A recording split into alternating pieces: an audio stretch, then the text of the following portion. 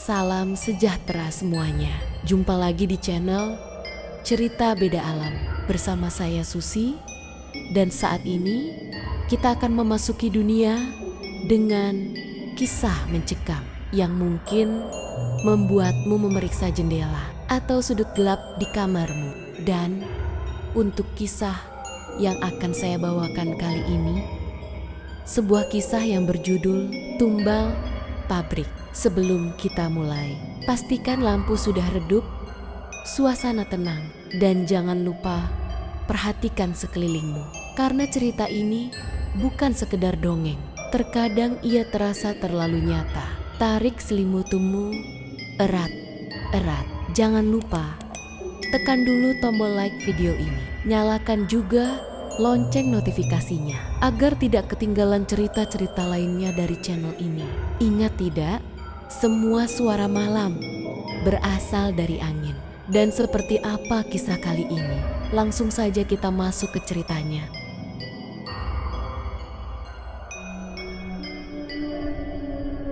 Di sebuah desa kecil, Erwina hidup dalam keterpurukan. Ia membesarkan anaknya seorang diri dan berjuang melunasi hutang keluarga.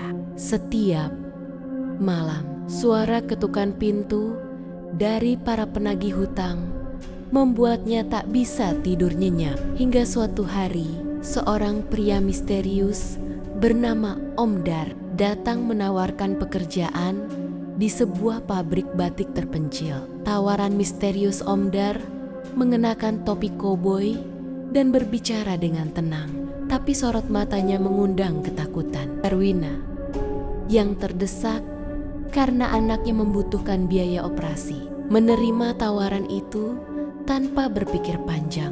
Ia tidak menyadari bahwa keputusan ini akan mengubah hidupnya selamanya.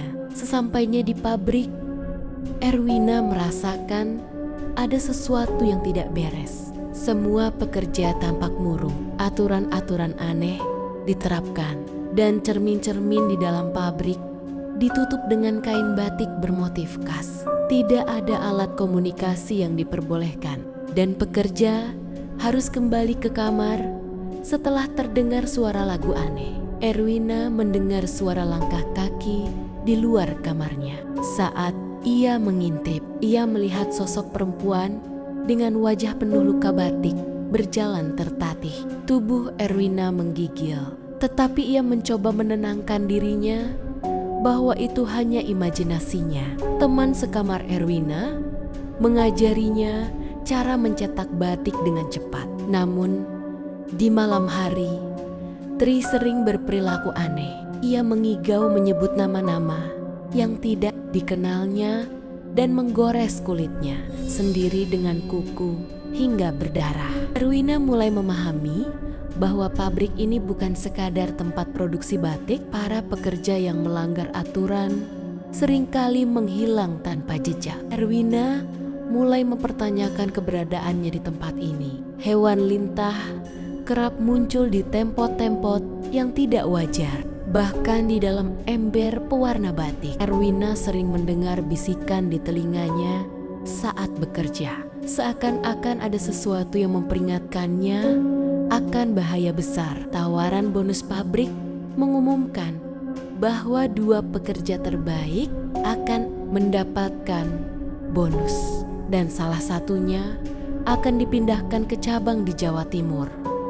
Erwina dan Tri terpilih. Namun, di malam sebelum keberangkatan, Erwina melihat Tri mulai berperilaku aneh. Erwina mengikuti Tri keluar dari kamar dan menyaksikan sebuah ritual mengerikan yang dipimpin oleh Mbok Rum. Tri berada di tengah-tengah lingkaran kain batik yang tergantung, menari-nari dengan gerakan yang tidak manusiawi sebelum akhirnya lehernya digorok oleh seorang pria bertopeng. Erwina berusaha kabur. Ia dibantu oleh Awang, seorang pekerja yang selama ini diam, namun ternyata menyimpan rahasia besar. Dalam pelariannya, Erwina menemukan gudang rahasia yang berisi mayat-mayat pekerja terdahulu yang dijadikan tumbal.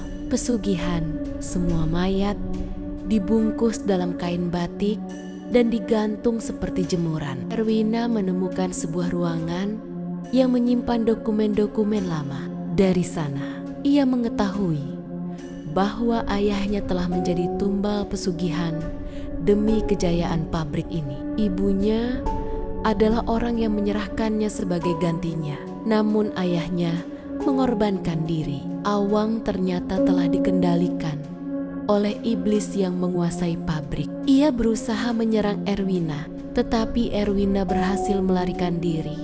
Dengan susah payah, Erwina berhasil kembali ke rumahnya.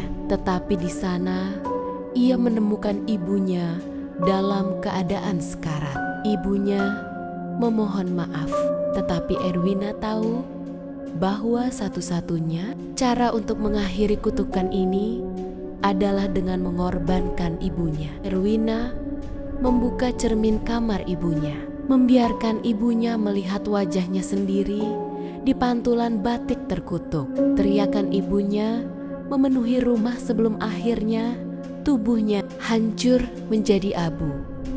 Erwina menemukan anaknya berdiri dengan nampan di tangan. Bekas luka bakar di tubuhnya menjadi pengingat dari semua penderitaan yang mereka alami. Erwina bertekad untuk memulai hidup baru. Namun, di sudut rumahnya, ia masih melihat kain batik tergantung dan suara bisikan yang familiar.